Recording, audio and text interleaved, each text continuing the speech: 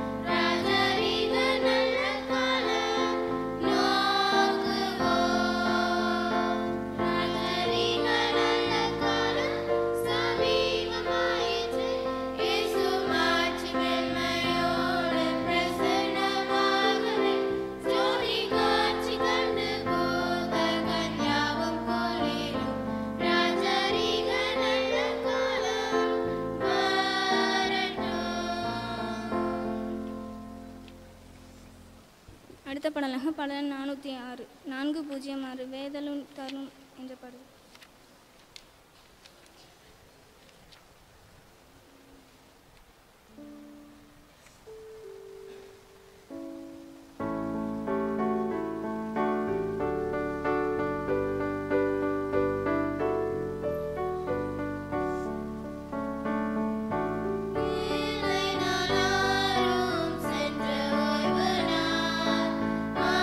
ஆரம்பமாய் ஜெய நெஞ்சமே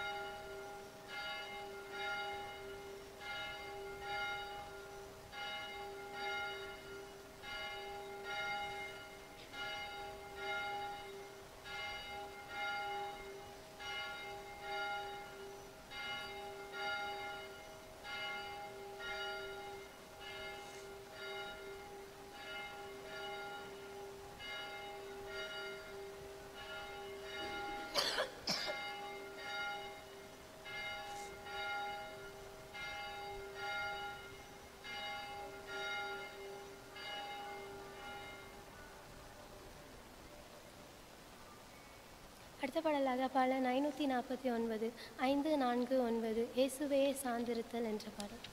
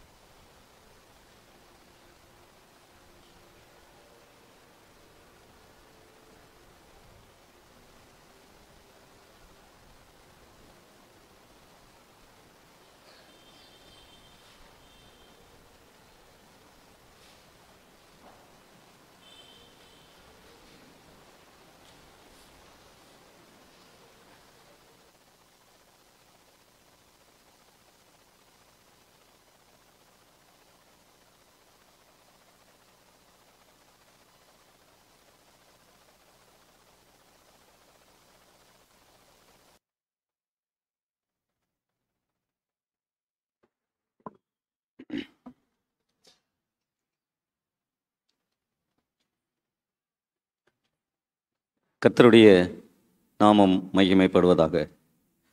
உங்கள் அனைவருக்கும் பரிசுத்தமான ஓய்வு நாளில் வாழ்த்துக்களை நான் தெரிவித்துக் கொள்கின்றேன்.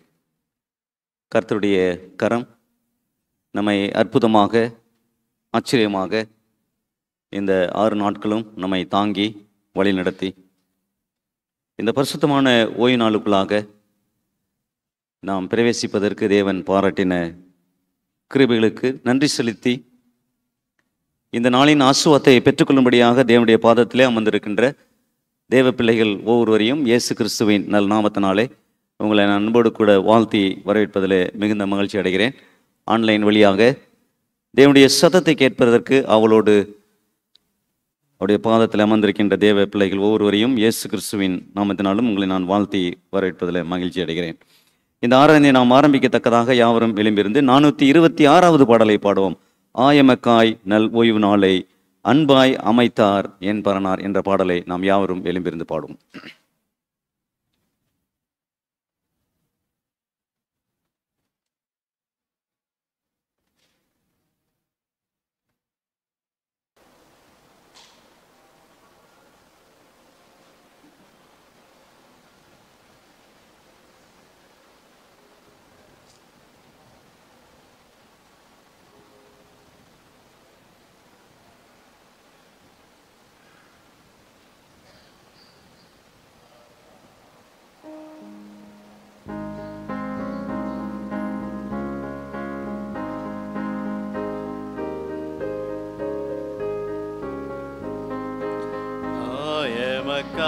நல் ஓய்வு நாளை அன்பாய் அமைத்தார் என்பரனார் பூமியின் சோலையில் ஓய்வு கொள்ள பூலோக மீட்பரை போற்றிக் கொள்ள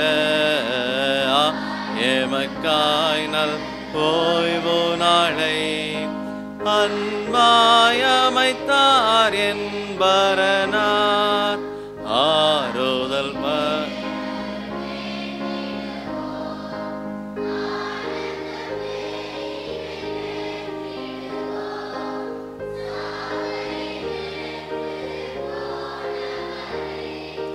சாற்றி போற்றி பாடிடுவோமா எமக்காய் நல் ஓய்வு நாளை அன்பாய் அமைத்தார் என்பரனார் என்னென்ன சோதனை வந்திடினோ ஏற்பாய் ஓய்வு மன்னனாம் தேவனின் கட்டளையை மன்னன் சொற்படி கை கொள்ளுவோமா எமக்காய் நல் ஓய்வு நாளை அன்பாய் அமைத்தார் என்பரனார் சுவாமியின் தாசரை நோக்கி பாரும் பிள்ளைகளென்றே எண்ணி பாரும் பரலோக ஓய்வில் களி கூற பரிசுத்த சபையாய் காத்து கொள்ளுமா எமக்காய் நல் ஓய்வு நாளை அன்பா பரனா. நம்மளங்கள் படிட்டு பிரார்த்தனை செய்வோம்.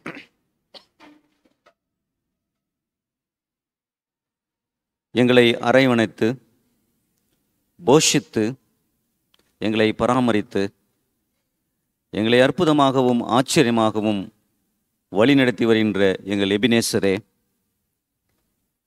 எத்தனை பிரச்சனைகள் ஊடாக நாங்கள் நடக்கும்போதெல்லாம் உம்முடைய நீதியின் வலதுகரத்தினாலே நீர் எங்களை ஏந்தி தாங்கி நீர் சுமந்த உம்முடைய அளவற்ற கிருபைகளுக்காக உமக்கு கோடான கோடி ஸ்தோத்திரங்களையும் நன்றிகளையும் நாங்கள் எடுக்கின்றோம் ஐயா.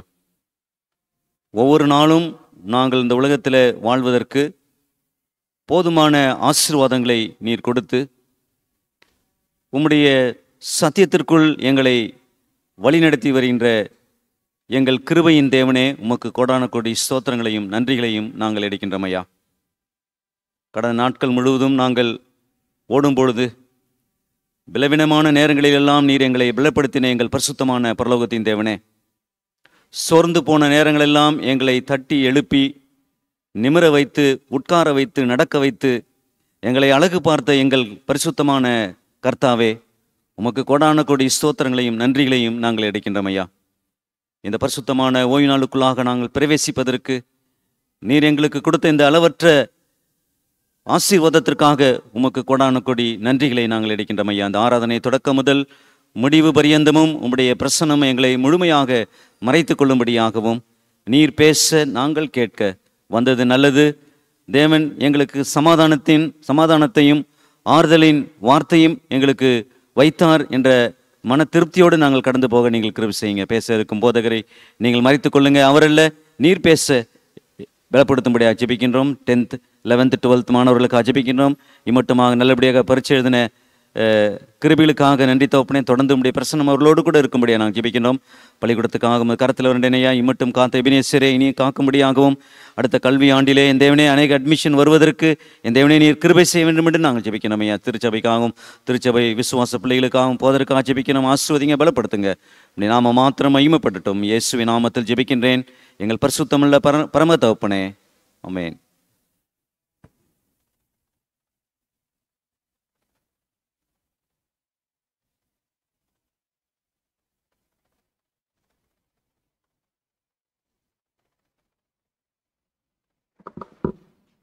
கர்த்தருடைய பரிசுத்த நாமம் மகிமைப்படுவதாக. உங்கள் யாவருக்கும் கிறிஸ்து இயேசுவின் நாமத்தினாலே ஓய்வு நாள் வாழ்த்துக்களை தெரிவித்துக் கொள்கிறேன். கர்த்தர் நம்முடைய தேவைகளை சந்தித்து கடந்த வாரம் முழுவதுமாக நம்முடைய ஜீவனை தற்காத்து இந்த நாளிலும் அவருடைய சமூகத்தில் நம்மை தாழ்த்த கிருபை பாராட்டியிருக்கிறார். அதற்காக நாம் கர்த்தருக்கு நன்றி சொல்ல வேண்டும்.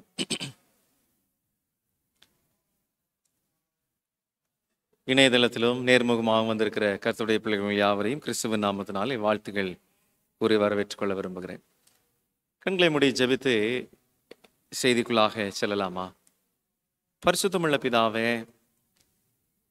உண்மையாய் செவி கொடுக்கும் ஒவ்வொரு மனிதனுக்கும் உன்னதத்திலிருந்து உத்தரவருளும் எங்கள் பரிசுத்தம் உள்ளவரே, உம்மை துதிக்கிறோம் ராஜா.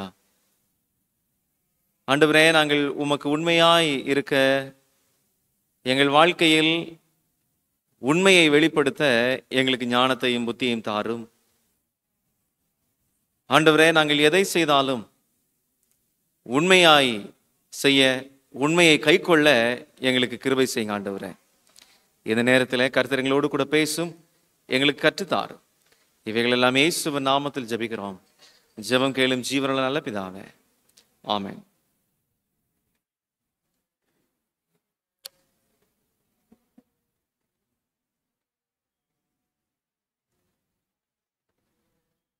சிரியாவின் படைத்தளபதி யார்?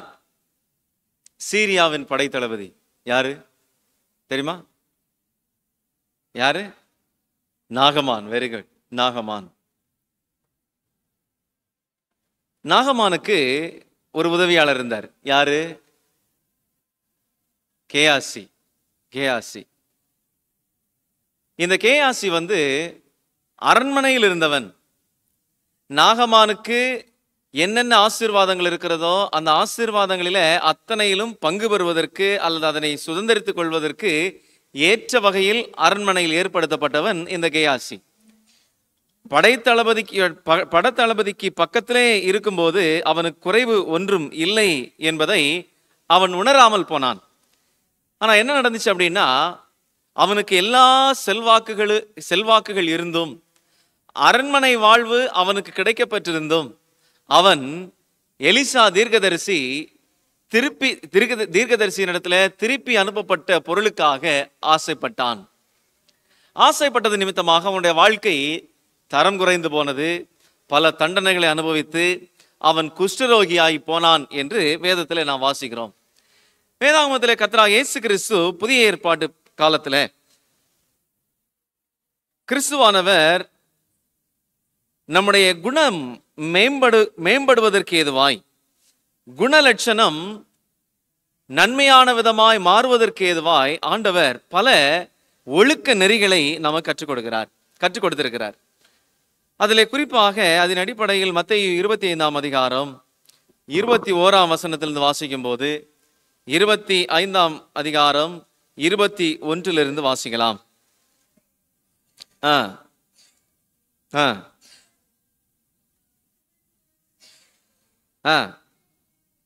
கொஞ்சத்திலே உண்மையாயிருந்தாய், அநேகத்தின் மேல் உன்னை அதிகாரியாக வைப்பேன், உன் எஜமானுடைய சந்தோஷத்திற்குள் பிரவேசி என்றான். இங்கே ஆண்டவர் ஒரு எஜமான் தாலந்துகளை கொடுத்து அவர் தூரமாய் பிரயாணப்பட்டு போன ஒரு உவமையை குறித்து ஆண்டவர் சொல்லுகிறார்.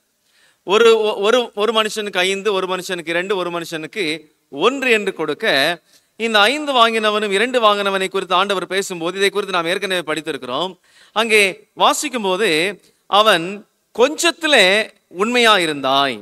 கொஞ்சத்துல, அதாவது இதுல ஒன்று உண்மை என்ன அப்படின்னா, இந்த மனிதன், இந்த எஜமான் தங்களுக்கு பொறுப்பு கொடுத்து கொண்டு போன இந்த எஜமான் தான் எதிர்பார்த்தது எல்லாவற்றிலும் உண்மையை அங்கு எதிர்பார்க்கவில்லை. ஆனால் அவனுடைய மனசாட்சியின் அடிப்படையில அவனுக்கு எது தெரிந்ததோ, எது அவனுக்கு முடிந்ததோ, எது அவனுடைய பார்வையில அல்லது அவனுடைய வாழ்க்கையில் எதை செய்ய அவனால் முடியுமோ அதை செய்வதற்கு எஜமான் எதிர்பார்த்திருந்தார். அதைத்தான் அந்த எஜமான் சொல்லும் போது, நீ கொஞ்சத்தில் உண்மையாயிருந்தாய். அந்த பணி பொறுப்பு என்ன கொடுக்கப்பட்டிருக்கிறதோ, அவனுக்கு என்ன தெரிந்ததோ, என்ன அவனால் முடிந்ததோ அதில் அவன் உண்மையாயிருந்தான். ஆனா இந்த 5ஐ 10ஆக மட்டுமல்ல, 5ஐ 50ஆகவும் மாற்ற முடியும், 5ஐ 500ஆகவும் மாற்ற முடியும். தேவன் எத்தனை மடங்கு ஆசீர்வதிக்க வல்லவர்? எத்தனை மடங்கு? அவருடைய பார்வையில் எத்தனை மடங்கு என்று சொல்லி அகராதியே கிடையாது. ஆபிரகாமை பார்த்து கடற்கரை மணலை அப்படி பாரு, போய் பாரு, அந்த மணல் எப்படி இருக்கிறதோ அப்படி உன்னை ஆசீர்வதிப்பேன் அப்படின்னார். அதாவது எண்ணிக்கைக்கு அடங்காத விதமாய் தேவனுடைய ஆசீர்வாதத்தை அவருடைய பிள்ளைகளுக்கு வாக்குரைத்திருக்கிறார்.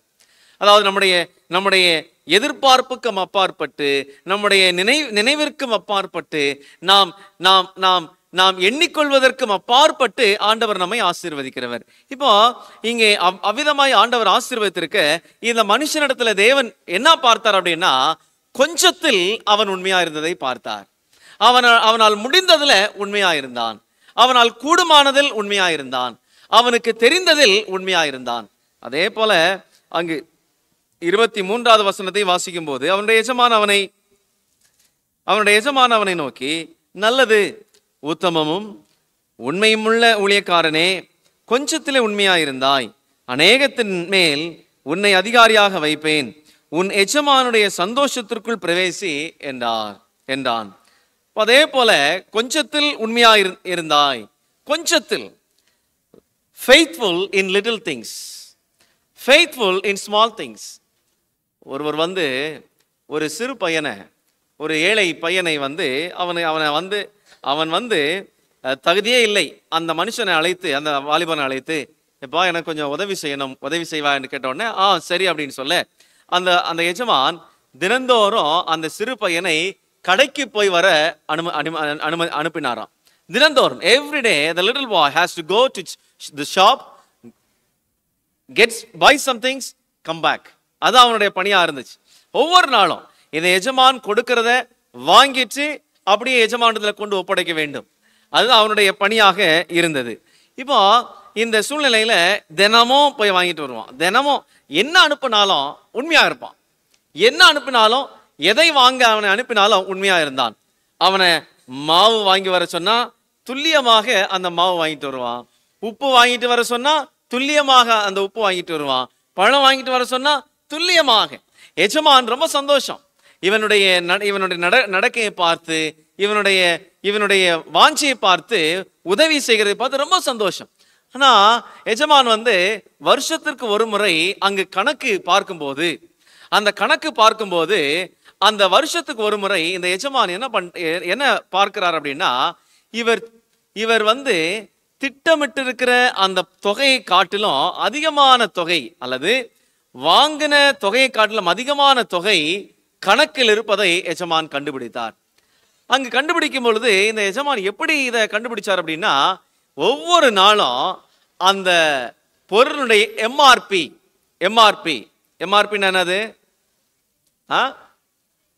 என்னது? என்னது? மார்க்கெட் ரீட்டைல் பிரைஸ், அப்படிதானே? அதாவது அந்த எம்ஆர்பியை தவிர்த்து, எம்ஆர்பிக்கு மேல நாம் காசு கொடுக்க வேண்டிய அவசியம் இல்லை. ஒருவேளை எம்ஆர்பிக்கு மேல உங்கள்ட்ட காசு யாராவது வாங்கினா நீங்க கேட்கலாம். எம்ஆர்பியை தாண்டி யாருமே காசு வசூலிக்க கூடாது, அதுதான் சட்டம்.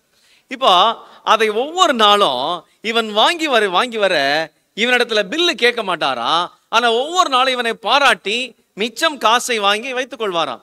ஆனா ஒவ்வொரு நாளும் இந்த எஜமான் என்ன பண்ணாராம் அப்படின்னா, அந்த பணத்தை, அந்த பொருட்களை வாங்கிட்டு அந்த பொருட்களுடைய எம்ஆர்பி எழுதி வச்சுட்டே வந்துட்டே இருந்தாராம்.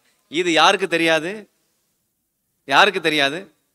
இந்த சிறுவன் வேலை செய்தானே அவனுக்கு தெரியாது. ஒரு வருஷம் கடந்துருச்சு. எம்ஆர்பியோடைய எம்ஆர்பி ரேட்ல வாங்கின அத்தனை பொருட்களுடைய விலைகளை எழுதி கூட்டி எஜமான் வந்து கடைக்கு போறார். அங்க போனா அந்த முதலாளி சொல்லும் கணக்கும் எஜமான் வைத்திருக்கிற கணக்குக்கும் ரொம்ப வித்தியாசம். அதிகபட்சமா இந்த எஜமான் வைத்திருக்கிற பணம் தான் வரணும், ஏன்னா எம்ஆர்பி ரேட். ஆனா அதையும் தாண்டி அங்கு பணம் வந்துதான். உடனே ஆச்சரியப்பட்ட எஜமான் அந்த வாலிபனை கூப்பிட்டு கேட்டாராம், ஐயா என்னாச்சு இவ்வளவு வருது? அங்க நான் இவ்வளவுதான் எழுதி வச்சிருக்கிறேன், அங்க அவ்வளவு எழுதி வச்சிருக்கிறாங்களே என்னன்னு கேட்கும் பொழுது இவர் திகைத்து போய் நின்னாராம். விசாரிக்கும் போது அந்த கடைக்காரர் சொன்னாராம், ஒவ்வொரு நாளும் இந்த வாலிபன் வரும்பொழுது, ஒரு நாள் 2 முறை அல்லது 10 முறை வரும்பொழுதும் சரி, ஒவ்வொரு நாளும் அவனுக்கு பிடித்த மிட்டாய் ஒன்றை வாங்கி கொள்வான். அவன் ஒவ்வொரு நாளும் அவனுக்கு பிடிச்சதை வாங்கிட்டு இதையும் சேர்த்து எழுதி கொள்ளுங்கள் அப்படின்ட்டு போவான். அதனால அந்த தொகை அதிகமாகி போனது. அந்த எஜமான் சொன்னாராம், நீ எனக்கு சேவை செய்ய லாயக்கு இல்லை அப்படின்னு அனுப்பி விட்டாராம். Faithful in little things. நம்ம வாழ்க்கையில சின்னஞ்சிறிய விஷயங்களில உண்மையா இருக்க கற்றுக்கொண்டிருக்கிறோமா? Is exercising faithfulness in little things is our personal experience in life. நம்முடைய வாழ்க்கையில கொஞ்சம் சின்ன சின்ன விஷயங்களில உண்மையா இருப்பது நமக்கு நம்முடைய வாழ்க்கையின் அனுபவங்களாக இருக்கிறதா? அனுபவங்களாக இருக்கிறதா? சின்ன சின்ன விஷயம், சின்ன சின்ன விஷயம், சின்ன சின்ன பொய்கள், சின்ன சின்ன உண்மை, சின்ன சின்ன விஷயங்களில நாம் நேர்மையாக நடக்கிறது நாம் நம்முடைய வாழ்க்கையின் பழக்கமாகி கொண்டிருக்கிறோமா?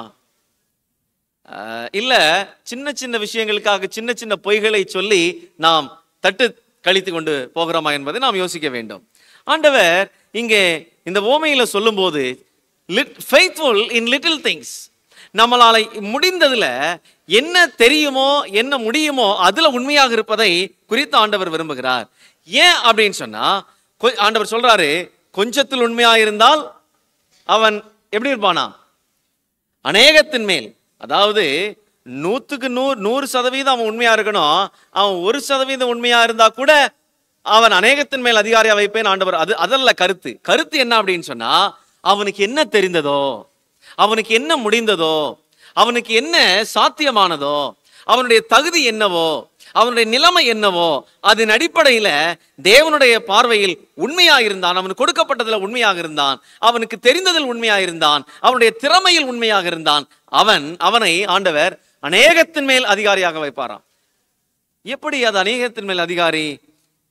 தெரிந்ததுல மட்டும் மற்றவங்கள மாதிரி செய்யாட்டாலும், மற்றவங்கள மாதிரி நடவாட்டாலும், மற்றவங்கள மாதிரி பெரிய விஷயங்கள் செய்யாட்டாலும் அவனுக்கு தெரிந்ததுல உண்மையா இருந்தா எப்படி ஆண்டவர் அநேகத்தின் மேல் அதிகாரியா வைப்பார் அப்படின்னு சொன்னா, faithfulness God counts. லூக்கா 16ஆம் அதிகாரத்துல 10வது வசனத்தை வாசிக்கும் போது, லூக்காவின் சுவிசேஷ புத்தகம் 16ஆம் அதிகாரம் 10வது வசனத்தை வாசிக்கலாம். கொஞ்சத்திலே உண்மையுள்ளவன் அநேகத்திலும் உண்மையுள்ளவனாய் இருக்கிறான், கொஞ்சத்திலே அநீதி உள்ளவன் அநேகத்திலும் அநீதி உள்ளவனாய் இருக்கிறான். இப்போ ஆண்டவருடைய பார்வையில் என்ன அப்படின்னா, நமக்கு கொடுக்கப்பட்டிருக்கிற பணி அல்லது நமக்கு கொடுக்கப்பட்டிருக்கிற தாளந்துகள், நமக்கு கொடுக்கப்பட்டிருக்கிற திறமைகள், நமக்கு கொடுக்கப்பட்டிருக்கிற வேலை, இவைகளில நம்மளால முடிந்த மட்டும் உண்மையை கையாண்டு, அதாவது உண்மையை கையாண்டுன்னா பொய் அல்ல, நம்முடைய திறமையின் அடிப்படையில் அவைகளை செய்து முடிப்பது, நம்முடைய இயல்பின் அடிப்படையில் அதை செய்து முடிப்பது. அதாவது எஸ்கேப் ஆகிறது கிடையாது, அல்லது ஸ்னீக் அவுட் பண்றது கிடையாது, சாக்கு போக்கு சொல்வது கிடையாது, அதல்ல கொஞ்சம். ஆனா நம்மால் இயன்ற மட்டும் பிறர் இதே விஷயத்தை நம்ம செய்திருக்கிற இதே விஷயத்தை, உதாரணமாக ஒருத்தனுக்கு 5 ஒருத்தனுக்கு 2, இப்போ 2 தாளந்துகளை கொடுத்தவன் 5 கொண்டு வரல, அவன் 4 தான் கொண்டு வந்தான். 5 பெற்றவன் 10 ஆக்கினான், அப்படித்தானே? 10 ஆக்கினான். ஆனா அதல்ல விஷயம். இவன் 2 வாங்கினவன் அவன் 3 ஆக்கலாம், இல்ல 4 ஆக்கலாம், 5 ஆக்கலாம். அதாவது கனி கொடுக்கிறது 1, 10, 30, 100 கனி கொடுக்கணும். ஒவ்வொருத்தவங்களும் ஒவ்வொரு விதமாக கனி கொடுக்க வேண்டியது இருக்கும். ஆனா கனி கொடுக்க வேண்டியதன் அவசியத்தை தான் ஆண்டவர் அங்கே சொல்கிறார். அந்த கொஞ்சத்தில் உண்மை என்பது இருக்கிற தகுதியில உண்மையாக இருக்க வேண்டும் ஆண்டவர் சொல்றாரு. அப்படி இல்லாத பட்சத்துல அவன் அநேகத்திலும் எப்படி இருக்க மாட்டானா? நம்ம இன்னைக்கு நமக்கு கொடுக்கிற பொறுப்புல நம்மால் முடிந்த மட்டும் நம்ம உண்மையாக இருந்தோம்னு சொன்னா அநேகத்திலையும் பெரிய பொறுப்புகளிலையும் எப்படி இருப்போமா? உண்மையாக இருப்போம். இப்போ இந்த கொஞ்சம் விஷயத்திலையும் உண்மை இல்லாத இருந்தோம் அப்படின்னா அநேகத்திலையும் உண்மையாக இருக்க முடியாது. அதுதான் ஆண்டவர் இங்கே குறிப்பிடுகிறார். தீர்க்கதரிசனத்தை பத்தி சொல்லும்போது சொல்றாங்க பாருங்க, faithfulness in little things is as essential as faithfulness in greater things. கொஞ்சத்தில் உண்மையாயிருக்கும் நிலை என்பது அநேக காரியங்களில் உண்மையாயிருக்கிறதை காட்டிலும் மேன்மையானது. அதாவது தேவன் நம்முடைய கரங்களில் என்ன ஒப்பு கொடுத்திருக்கிறாரோ அதுல உண்மையாக இருக்க கற்றுக்கொள்ள வேண்டும்.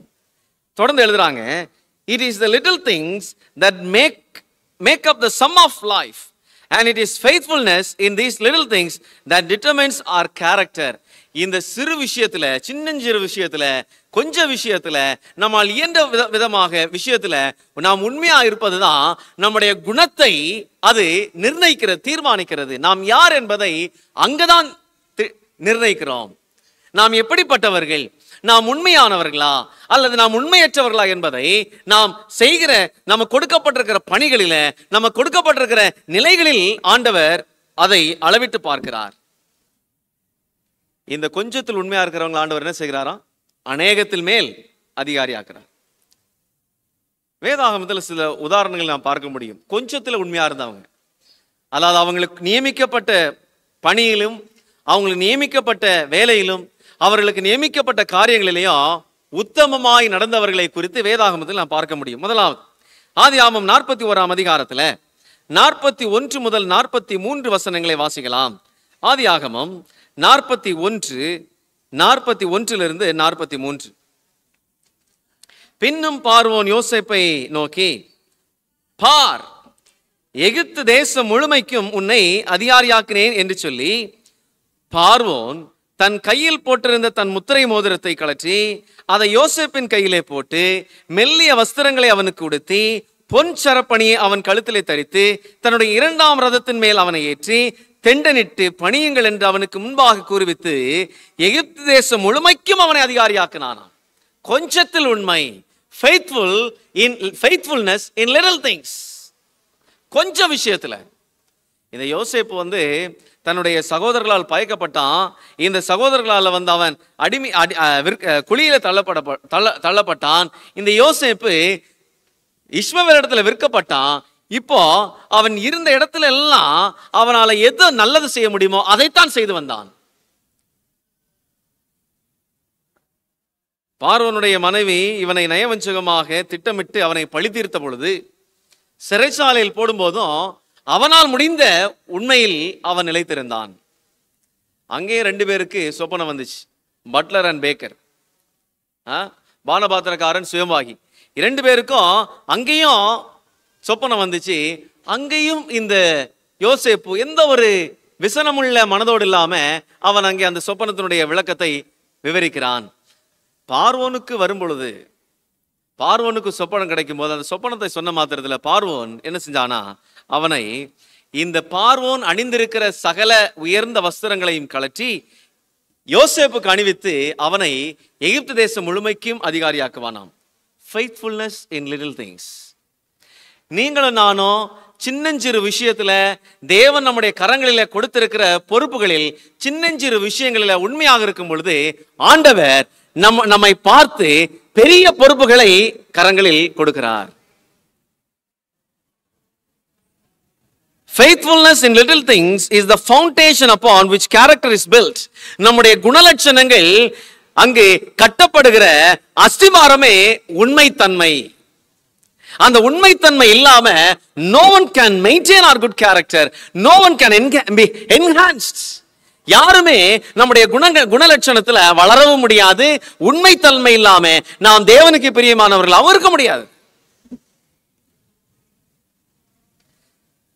The Acts of the Apostles page 356 அவங்க சொல்றாங்க பாருங்க, as we are faithful in little things, சிறு விஷயத்துல, சின்னஞ்சிறு விஷயத்துல நாம் உண்மையா இருக்கும் போது we shall be entrusted with greater responsibilities, மிகப்பெரிய மேன்மையான பொறுப்புகளை ஆண்டவர் கரங்களில் கொடுக்கிறார். faithfulness in little things. இன்னைக்கு நம்ம வாழ்க்கையில சின்னஞ்சிறு விஷயத்துல உண்மையா இருக்கிறோமா? வீட்டு குடும்ப காரியங்களிலும் சரி, அலுவல்களிலும் சரி, இல்ல வேலைகளிலும் சரி, எல்லா நேரங்களிலையும் சின்னஞ்சிற விஷயங்கள்ல நாம் உண்மையாக இருக்கிறோமா? அதாவது கொஞ்சம் மட்டும் உண்மை இல்லை, நம்மால் இயன்ற மட்டும், நமக்கு தெரிந்திருக்கிற மட்டும், நம்மால் முடிந்த மட்டும் அதுல முழுமூச்சோடு செய்கிற பணியை தான் ஆண்டவர் அங்கே சொல்றார். உண்மையை முடிஞ்சும் செய்யாம இருக்கிறதுக்கு பேர் என்ன? செய்ய முடிஞ்சும் செய்யாம இருக்கிறது ஏலன், செய்ய முடிஞ்சோம் செய்யாம இருக்கிறதுக்கு பேர் என்ன? திருட்டுத்தனம். ஆமாவா இல்லையா? ஆமாவா இல்லையா? அது உண்மைத்தன்மை கிடையாது, அது உண்மை கிடையாது. ஆண்டவரே சொல்றாரு, நன்மை செய்ய நமக்கு அறிந்திருந்தாலும் அது நம்ம தகுதி பெற்றிருந்தோம்னு சொன்னா, நம்மால முடிஞ்சோன்னு சொன்னா, நம்ம செய்யாம இருப்பது பாவம். சிம்பிள். அதே போல நம்மால முடிந்தோம், நம்மால் இயன்றோம், நாம் திறமை வாய்ந்தோம், அதை செய்யாமல் இருக்கும் பொழுது நாம் உண்மையில்லாதவர்களாக போறோம். யோசேப்பை ஆண்டவர் உயர்த்தினார். ஆனால் இந்த யோசேப்புடைய உண்மைத்தன்மையை மனுஷனுடைய பார்வையில் அது ஏற்றுக்கொள்ளப்படத்தக்கதாகவோ அல்லது மற்ற மனிதனுடைய பார்வையில அவன் நடந்து கொண்ட விதங்கள் அவன் நல்ல மனிதனை போலவே அவனுக்கு எவருக்கும் அது தென்படவில்லை. வேற எந்த மனுஷனும் யோசேப்பை புகழ்ந்ததை அங்க நான் பார்க்க முடியாது. ஆனால் நேரம் வரும்பொழுது, காலம் வந்த பொழுது ஆண்டவர் இந்த யோசேப்பை அதிகாரியாக்கினான். நம்ம நிறைய நேரங்களில் we love promotions. நம்ம வளரணும் அப்படின்னு சொல்லி நம்ம நினைப்போம். ஆனால் சில நேரங்களில் நாற்காலியில் இருக்கிறவங்களை தள்ளி போட்டு உட்காரணும்னு விரும்புவாங்க. ஆனால் அது நிலைக்காது. நான் அடிக்கடி சொல்லுவேன், நாங்கள் ஊழியர்கள்லாம் பேசும்போது சொல்லுவேன், தேவனுடைய சித்தம் இல்லாம வலுக்கட்டாயமாக ஒரு நாற்காலியை ஒரு மனுஷன் பிடிக்கிறான்னு சொன்னா அந்த நாற்காலி நிலைக்காது. அந்த நாற்காலி நித்தமும் சஞ்சலமும் வருத்தமும் துன்பமும் தான். அத்தனை அனுபவிச்சுதான் ஆகணும், கஷ்டப்பட்டு தான் ஆகணும். ஆனால் தேவனுடைய சித்தப்படி ஒரு நாற்காலி கிடைச்சிச்சுன்னா எந்த கொம்பன் வந்து அந்த நாற்காலி ஆட்டி விட்டாலும் அந்த நாற்காலி உழாது. எஸ், இது தேவனுடைய வார்த்தை, தேவனுடைய திட்டம். Our faithfulness means to God. நம்முடைய உண்மை தன்மை தேவனுக்கு வேண்டியதாக உண்மையானதாக இருக்கிறது. அப்போஸ்தலர் நடவடிக்கைகள் 7ஆம் அதிகாரம் 9-10 வசனங்களை வாசிக்கலாம். அப்போஸ்தலர் 7ஆம் அதிகாரம் 9-10. அப்போஸ்தலர் 7ஆம் அதிகாரம் 9-10.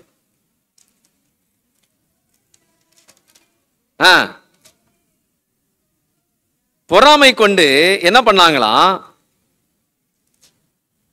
யோசேப்பை எகிப்து கொண்டு போகும்படியாக விற்று போட்டார்கள்.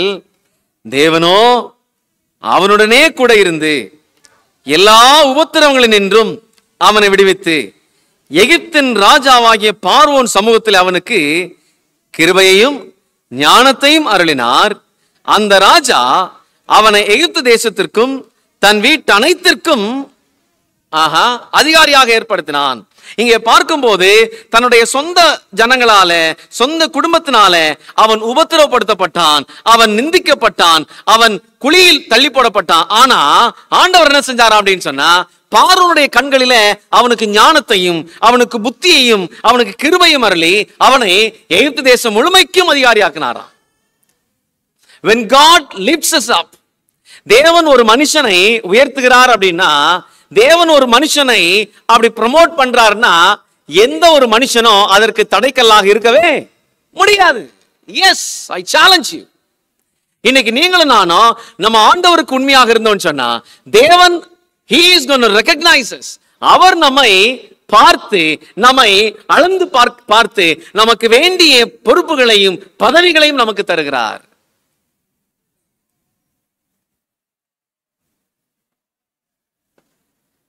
யோசேப்புடைய இடத்திற்கு எத்தனை பேர் முட்டி மோதினாங்க?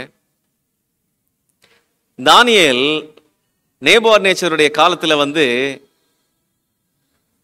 அவன் உத்தியோகத்தில் இருந்தபோது எத்தனை பேர் பின்ன பேசினாங்க? தரியு ஆட்சி செய்த காலத்துல அங்கு தானியேல் 3 தலைவர்களுக்கும் தலைவராக இருந்து மற்ற தேசாதிபதிகளுக்கு எல்லாருக்கும் தலைவராக இருந்த இந்த தானியேலுக்கு பின்னாடி எத்தனை பொறாமை வார்த்தைகள் இருந்தது. தானியேலை தள்ளப்படப்பட்டுச்சா? தள்ளி போட்டாங்க. நான் ஏற்கனவே சொன்னேன் பாத்தீங்களா, நாற்காலியை பிடிச்சி இழுக்கலாம், ஆனா எடுக்க முடியாது. அவனை தூக்கி சிங்கக்கபியில போட்டாங்க. ஆனா அவன் எவ்வளவு கேவலப்பட்டு சிங்கக்கபிக்குள்ள போனானோ அவன் வெளியே வரும்போது அத்தனை மகிமை நிறைந்தவனோட மீண்டும் உட்கார்ந்தான். எத்தனை பேர் அவனுக்கு பின்னாடி இருந்தாங்களோ அத்தனை பேரையும் அந்த சிங்கக்கபிக்குள்ள போடுவதற்கு ராஜா கட்டளை கொடுத்தான். எகிப்து தேசத்தின் மேல் யோசேப்பு அதிகாரியாக ஏற்படுத்தப்பட்டான். இஸ்ரவேல் தேசத்திற்கு மேல் தாவீது. 1 சாமுவேல் 18ஆம் அதிகாரம் 5வது வசனத்தை வாசிக்கலாம். 1 சாமுவேல் 18ஆம் அதிகாரம் 5வது வசனம்.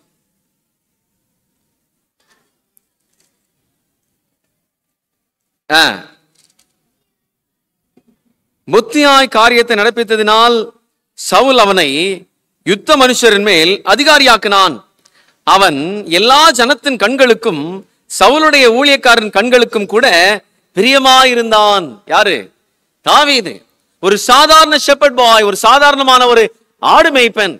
இவன் அவனுடைய வேலையில அவனுக்கு தெரிந்ததுல அவன் உண்மையாக இருந்தது நிமித்தமாக இங்கு சவுல் அவன் புத்தியாய் காரியத்தை நடப்பதை பார்த்து சவுல் அவனை அதிகாரியாக்குனானாம். ஆனா இந்த சவுல் அதிகாரியாக்குனா, ஆனால் இந்த தாவீது பெற்ற மேன்மையை குறித்து தாவீதுக்கு புகழ் பாடும் பொழுது சவுலுக்கு பிடிக்கல. அது நம்ம தொடர்ந்து வாசிக்கும் போது 6 முதல் 8 வசனங்களை வாசிக்கும் போது, இன்னும் 18ஆம் அதிகாரம் 19ஆம் அதிகாரத்துல வாசிக்கும் போது நமக்கு நன்கு விளங்கும் எவ்வளவு இந்த சவுல் தாவீதுக்கு விரோதமாக மாறினான் அப்படின்னு சொல்லி. ஆனாலும் தேவன் ஒரு மனுஷனை உயர்த்தும் போது எத்தனை மனிதர்கள் அவனுக்கு விரோதமாக மாறினாலும் தேவன் கூட இருக்கிறார். தாவீதை சவுலால் கொன்று போட முடியவில்லை. அவன் சற்றே தப்பினான். ஆனா கொன்றிருக்கலாம் சவுலுக்கு. ஆனா தப்பினான். தேவன் இந்த தாவீதை சவுலுடைய கரங்களில் கொடுக்கவில்லை. ஆனா சவுல தாவீது கையில கொடுத்தார். எங்க? கெபியில இருக்கும்போது. உண்மையிலே துண்டித்து போட்டிருக்கலாங்க. ஒரே வெட்டுதான். ஆனா வெட்டாம அவனுடைய வஸ்திர தொங்கலை கிழித்து கொண்டு வந்தான். உங்களை கொன்றிருக்கலாம் ராஜாவே. நான் அப்படிப்பட்டவன் எல்லாம் கிடையாது. நான் ஆண்டவருக்கு உண்மையானவன் என்று தன்னை தேவனுடைய ஸ்தானத்துல தன்னை உயர்வாக ஏற்படுத்தி கொண்டான் இந்த தாவீது. 1 ராஜாக்கள் 8ஆம் அதிகாரத்துல 15-16 வசனத்தை வாசிக்கும் போது, 1 ராஜாக்கள் 8ஆம் அதிகாரம் 15-16 வசனங்கள்.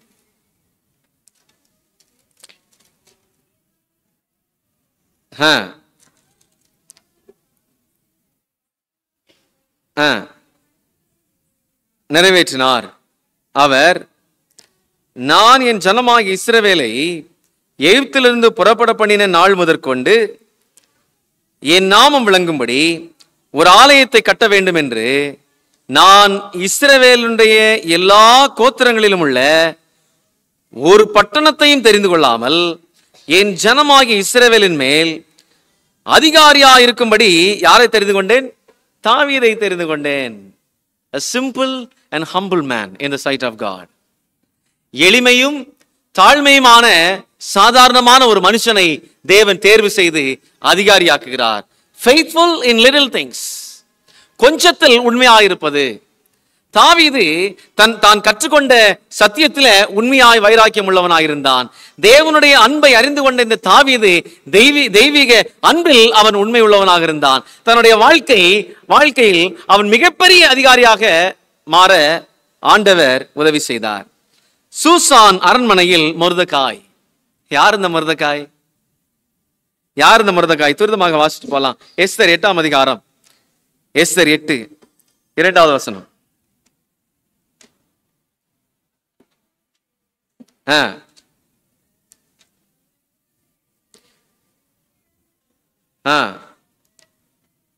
எஸ்தர் மொர்தெகாயை ஆமானின் அரண்மனைக்கு அதிகாரியாக வைத்தாள். அதே அதிகாரம் 15வது வசனம். அப்பொழுது மொர்தெகாய் இளநீலமும் வெள்ளையுமான ராஜவஸ்திரமும் பெரிய பொன்முடியும் பட்டும் இரத்தாம்பரமும் அணிந்தவனாய் ராஜாவிடத்திலிருந்து புறப்பட்டான். சூசான் நகரம் ஆர்ப்பரித்து மகிழ்ந்தது. இந்த சூசான் அரண்மனையின் காவலாளியாக இருந்தவன் யாரு? இந்த மொர்தெகாய். யோசிச்சு பாருங்க, அவன் அணிந்திருந்த காவலில் நிற்கும் பொழுது அவன் அணிந்திருந்த வஸ்திரங்கள் எப்படி இருந்திருக்கும். இப்பொழுது சகல மனிதர்களுக்கு முன்னாடி அந்த சூசான் அரண்மனையில இந்த இளநூல் வஸ்திரத்தை இளநீளமும் வெள்ளையுமான ராஜ வஸ்திரமும் பெரிய பொன்முடியும் பட்டும் இரத்தாம்பரமும் அணிந்தவனாய் ராஜாவினிடத்திலிருந்து புறப்பட்டு வந்த இந்த மொர்தெகாயினுடைய கம்பீர தோரணை எப்படி இருந்திருக்கு யோசிச்சு பாருங்களேன். கொஞ்சத்தில் உண்மையாயிருந்தால் அநேகத்தின் மேல் அதிகாரி. பாபிலோன் தேசத்தின் மேல் தானியேல் 2ஆம் அதிகாரம் 48வது வசனம். தானியேல் தீர்க்க தரிசன புஸ்தகம் 2ஆம் அதிகாரம் 48வது வசனத்தை வாசிக்கலாம். பின்பு ராஜா தானியேலை பெரியவனாக்கி அவனுக்கு அநேகம் சிறந்த வெகுமதிகளை கொடுத்து அவனை பாபிலோன் மாகாணம் முழுவதற்கும் அதிபதியாகவும் பாபிலோனில் உள்ள சகல ஞானிகளின் மேலும் பிரதான அதிகாரியாகவும் நியமித்தான். கொஞ்சத்தில் உண்மை, அவனுக்கு தெரிந்ததில் உண்மை, அவனால் முடிந்த வரைக்கும் உண்மை, அவனால் எவ்வளவு இயலுமோ அது வரைக்கும் உண்மை. இந்த உண்மை தன்மையை ஆண்டவர் ஆச்சரியமாய் மாற்றினார். ஆக்சுவலி இந்த 2ஆம் அதிகாரத்துல தானியேலும் சேர்ந்து சிரச்சேதம் செய்யப்பட்டு கொல்லப்பட்டிருக்க வேண்டும். ஆனா இந்த ஞானிகளோடு சேர்ந்து சாக வேண்டிய தானியேல் தேவ சமூகத்துல போய் மண்டிட்டான். ஆண்டவரே எங்களுக்கு இறங்கும் என்று சொல்லி போய் கேட்டான். God came. ஆண்டவர் வந்தார், உதவினார். கொஞ்சத்தில் உண்மை, கொஞ்சத்தில் உண்மை. பிரியமானவர்களே, நம்மால் உண்மையாய் நடந்து கொள்ள முடிந்தும் உண்மையாய் நடந்து கொள்ளாம இருக்கிறோமா? நன்மை செய்ய முடிந்தும் நன்மை செய்யாம இருக்கிறோமா? நமக்கு ஒரு காரியத்தை செய்ய திறமை இருந்தும் செய்யாமல் இருக்கிறோமா? அப்படி இருக்கிறோம்னு சொன்னா நாம் இன்னும் கொஞ்சத்திலும் உண்மையானவர்கள் இல்லை. நம்ம இந்த கொஞ்சத்தில் உண்மையா இருந்தோம்னு சொன்னா நம்மளால முடிந்த வரைக்கும் நம்மால் இயன்ற மட்டும் நம்முடைய திறமைக்கு தக்கதாய் நாம் உண்மையாய் நாம் நடந்து கொள்ளும் போது நம்முடைய குணலட்சணம் தெய்வீக தன்மையாய் தேவனை போல நாம் மாறுகிறோம். 2 முக்கியமான பாடத்தை நாம் படிக்க போகிறோம். ஆண்டவர் யாரை குறிப்பாக அதிகாரியாக்குகிறார் அப்படின்னா, தானியேல் 4ஆம் அதிகாரம் 17வது வசனத்தை வாசிக்கும் போது அங்கு ஒரு வார்த்தையை நாம் வாசிக்க முடியும். உன்னதமானவர் மனுஷருடைய ராஜ்யத்தில் ஆளுகை செய்து தமக்கு சித்தமானவனுக்கு அதை கொடுத்து மனுஷரில் யாரை? தாழ்ந்தவனையும் அதன் மேல் அதிகாரியாக்குகிறார். யாரு? முதலாவது பாடம் இன்றைக்குரிய செய்தியில இருந்து முதலாவது பாடம் என்ன அப்படின்னு சொன்னா, தேவன் அவர் தமக்கு மனுஷரில் தாழ்ந்தவனையும் அதன் மேல் அதிகாரியாக்குகிறார். எப்படி? மனுஷரில் எளிமையானவர்கள் கூட, மனுஷரில் அவர்கள் பெரியவர்கள் அப்படின்னு சொல்வதற்கு ஒன்றுமில்லாதவர்களாக இருந்தாலும் கூட, மனுஷர்ல கவனம் ஈர்க்கப்படாத மனுஷனை கூட ஆண்டவரால அதிகாரியாக்க முடியும்.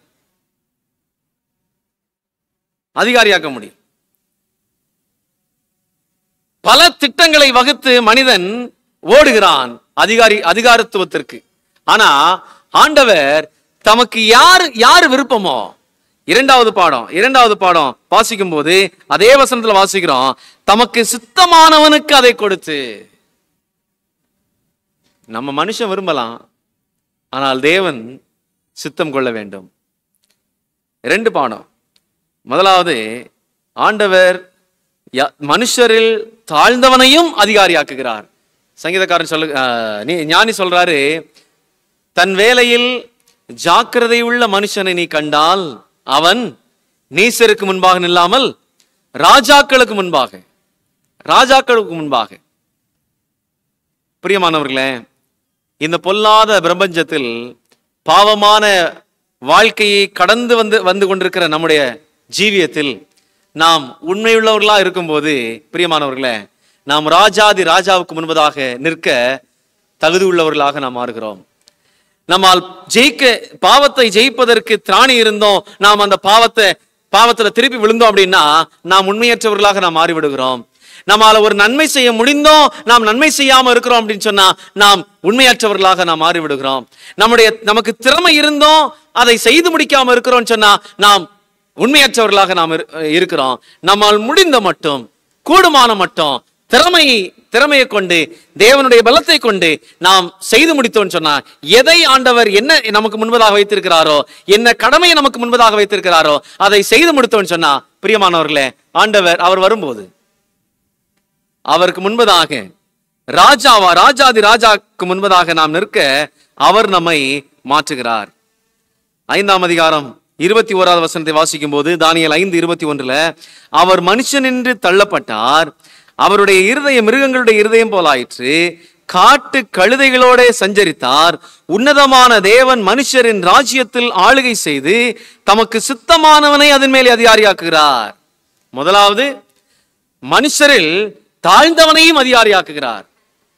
தேவனுடைய பார்வையில சின்னவனோ பெரியவனோ, அந்த ஜாதியோ இந்த ஜாதியோ, கருப்பனோ வெள்ளையனோ அதெல்லாம் கிடையாது. ஆண்டவருடைய பார்வையில அவன் is he faithful to God? அவன் தேவனுக்கு உண்மையா இருக்கிறானா?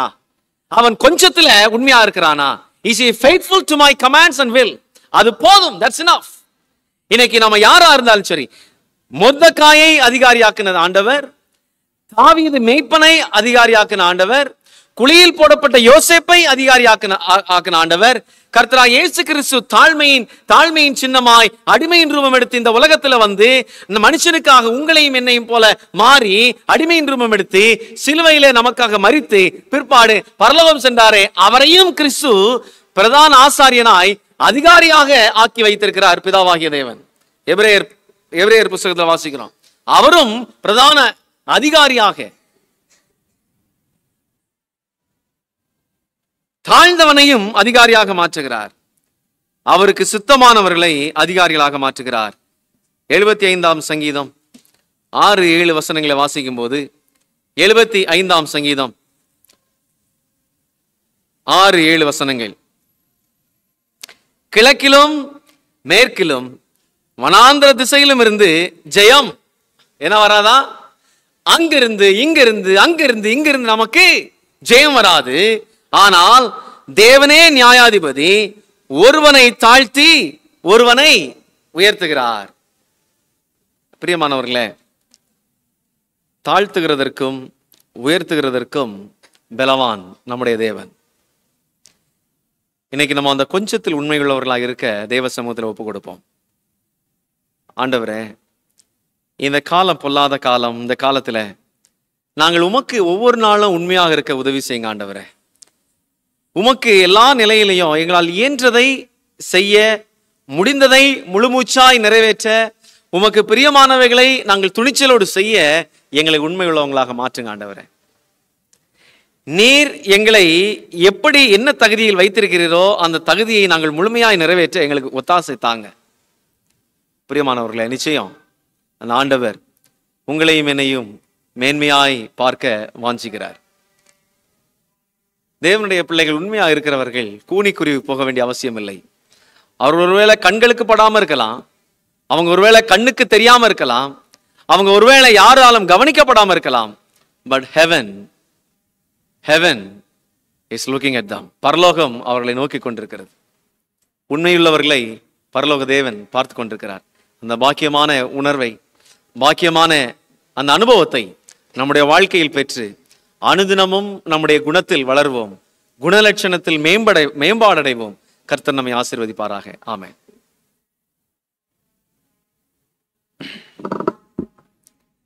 ஆசீர்வாதமான செய்திக்காக நாம் தேவனை ஸ்தோத்திரிப்போம். ஆராதனையின் இறுதியாக நாம் யாவரும் எழும்பிருந்து 298வது பாடலை பாடுவோம். நடத்துவார் என்பெண்ணம் ஆறுதல் சாரும் வண்ணம் என்ற பாடலை நாம் யாவரும் எழும்பிருந்து பாடுவோம்.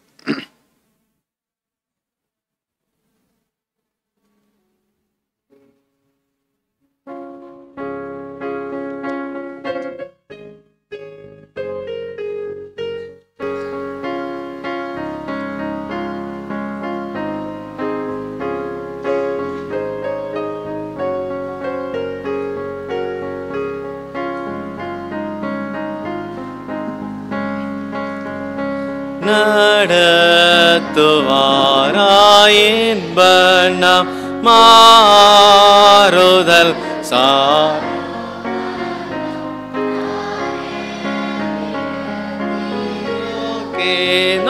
தேவனின் கையேன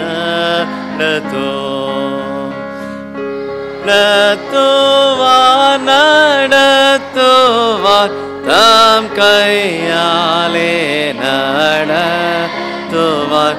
அவரை நேராய் பின் செல்வேன், தம் கையாலே நடத்துவார்.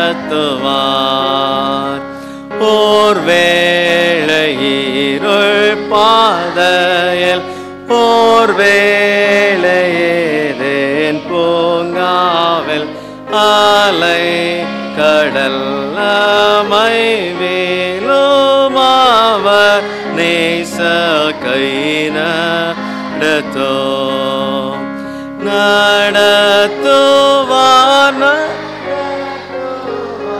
தம் கையாலே நடத்துவார். அவரை நேராய் பின் செல்வேன், தம் கையாலே நடத்துவார்.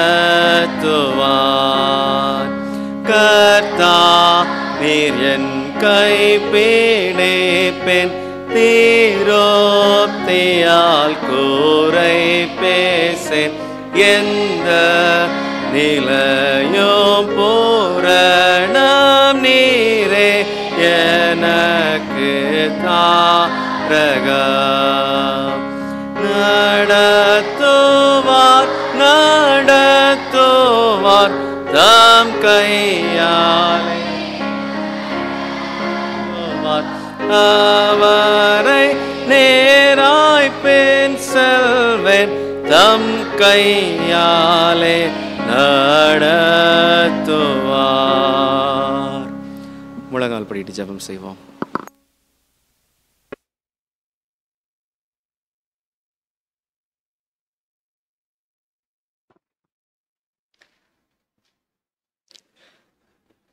உண்மையாயிருக்கிற மனுஷனை உயர்த்தி அழகு பார்க்கும் எங்கள் பரிசுத்தமுள்ள பரமபிதாவே, கர்த்தாவே, இந்த பரிசுத்தமான வேளையில மீண்டுமாக உம்முடைய பாதத்தில் நாங்கள் பணிந்து வர கர்த்தர் எங்களுக்கு கொடுத்திருக்கிற ஆயுள் நாட்களுக்காக உமக்கு நன்றி செலுத்துகிறோமோப்பா. நேற்றைக்கு இருந்தவர்கள் இந்த நாளில் இல்லையாப்பா. கர்த்தர் கிருபையாய் எங்களுக்கு ஜீவனை தந்து எங்களை ஆசீர்வதித்து எங்கள் மேல் இரக்கம் காட்டின தயவுக்காக உமக்கு துதிகளை ஏறெடுக்கிறோம் ஆண்டவரே. இந்த நேரத்திலும் ஆண்டவரே, உம்முடைய சமூகத்தில் வந்திருக்கிற ஒவ்வொரு பிள்ளைகளையும் தேவனே நீர் ஆசீர்வதிக்க வேண்டுமாய் கெஞ்சுகிறோம். உம்முடைய பிள்ளைகளுக்கு வேண்டிய சுகத்தையும் பலத்தையும் ஆரோக்கியத்தையும் தந்து வருகிறீர், அதற்காக உமக்கு நன்றி. கர்த்தாவே, இந்த நேரத்திலும் ஆண்டவரே, எங்களால் இயன்ற மட்டும் ஆண்டவரே, எங்களுக்கு என்ன திறமை இருக்கிறதோ எங்களுக்கு இருக்கிற சத்துவத்தை கொண்டு நாங்கள் நன்மை செய்கிற பிள்ளைகளாகவும் தேவனுக்காக சாட்சி பகருகிறவர்களாகவும் உண்மையாயிருக்கிற பிள்ளைகளாகவும் எங்களை மாற்ற வேண்டுமாய் உம்முடைய சமூகத்தில் ஒப்புக் கொடுக்கிறோம். ஆண்டவரே, கொஞ்சத்தில் உண்மையாக இருக்கும்போது அந்த மனுஷனை நீர் அதிகாரியாக்குகிறீர். இதோ இந்த உலகத்தில் எங்களுக்கு கொடுக்கப்பட்டிருக்கிற வாழ்நாட்களிலே ஆண்டவரே, நாங்கள் பாவத்தை வெறுத்து பரிசுத்தத்தை நேசிப்பதற்குரிய திறமைகளையும் பலத்தையும் நீர் கொடுத்திருக்கிறீர். அதை நாங்கள் மெய்யாக கையாளும் போது அப்பா, ராஜாதி ராஜாவுக்கு முன்பதாக நிற்க எங்களை நீர் தகுதிப்படுத்துகிறீர் என்று நாங்கள் அறிந்திருக்கிறோம். அப்பா, அந்த மேன்மையான பாக்கியத்தை நாங்கள் ஒவ்வொருவரும் அடைய கர்த்தர் எங்களுக்கு உதவி செய்ய வேண்டுமாய் கெஞ்சுகிறோம். இந்த நேரத்திலும் சிறியோர் பெரியோர் வாலிபர்கள் ஒவ்வொருவரையும் உடைய சமூகத்தில் ஒப்புக் கொடுக்கிறோம். கர்த்தருடைய பிள்ளைகளுக்கு வேண்டிய சகல நன்மைகளையும் பரத்திலிருந்து கட்டளையிடுவீராக. கர்த்தாவே, இரவு நேர நித்திரை எங்களுக்கு ஆசீர்வாதத்தை தாங்க. இணையதளத்தின் வழியாக இணைந்திருக்கிற பிள்ளைகளுக்கு ஆசீர்வாதம். உமக்கு சித்தமானால் சந்தோஷமாக காலையில் விழித்து ஆண்டவரே சமாதானத்தோடு நாங்கள் மீண்டும் உம்முடைய சமூகத்தில் வந்து உம்மை பணிந்து கொள்ள ஆண்டவர் எங்களுக்கு கிருபை செய்யும்படி கெஞ்சி மன்றாடுகிறோம். ஆசீர்வதிங்க, வழி நடத்துங்க. நாளை தினத்தில் ஆண்டவரே வருகை தர இருக்கிற சபை ஊழியர்கள், சபை தலைவர்கள் ஒவ்வொருவருக்காக வருகிறோம். நாளை தினத்தில் நடக்க இருக்கிற சிறப்பு திருமுழுக்கு ஆராதனையை கர்த்தர் ஆசீர்வாதத்தை தாங்க. காத்துக்கொள்ள வழி நடத்தும். துதிகான மகிமை யாவற்றையும் உமக்கே செலுத்துகிறோம். உம்முடைய அன்பின் கரம் எங்களை தாங்கி எங்களை தேற்ற வேண்டுமாய் இயேசுவின் நாமத்தில் ஜெபிக்கிறோம். ஜெபம் கேளும் ஜீவனுள்ள நல்ல பிதாவே, ஆமேன். என் ஆத்மாவே கர்த்தரை ஸ்தோத்திரி, என் முழுவதுமே பரிசுத்த நாமத்தை ஸ்தோத்திரி. என் ஆத்மாவே கர்த்தரை ஸ்தோத்திரி, அவர் செய்த சகல உபகாரங்களை மறவாதே. ஆமேன். நம்முடைய கர்த்தராயிருக்கிற இயேசு கிறிஸ்துவின் கிருபையும் பிதாவாகிய தேவனுடைய அன்பும் பரிசுத்த ஆவியானவருடைய அன்பும் வழிநடத்தலும் சந்தோஷமும் சமாதானமும் ஆறுதலும் தேர்தலும் பாதுகாவலும் நம் ஒவ்வொருவரோடும் கூட இன்னும் சதா காலங்களிலும் கர்த்தருடைய திருவருகை மட்டும் இருப்பதாக. ஆமேன்.